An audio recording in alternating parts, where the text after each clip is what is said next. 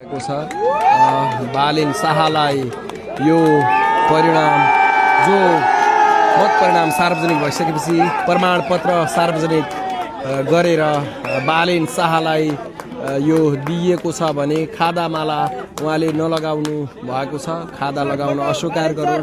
र यति बेला तपाईले दृश्यमा देखिराख्नु भएको छ बालेन शाह अबको भावी प्रधानमन्त्री पनि हुनुहुन्छ भने भावी प्रधानमन्त्रीले चाहिँ आफ्नो यहाँबाट शानदार विजय लिइसके पश्चात उहाँले चाहिँ प्रमाणपत्र लिइसक्नु भएको छ।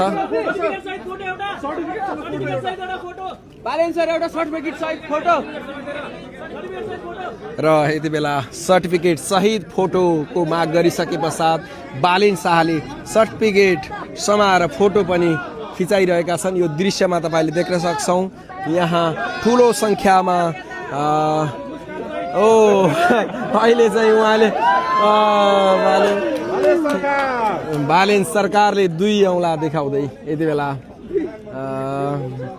भावी प्रधानमन्त्री अब जानको लागि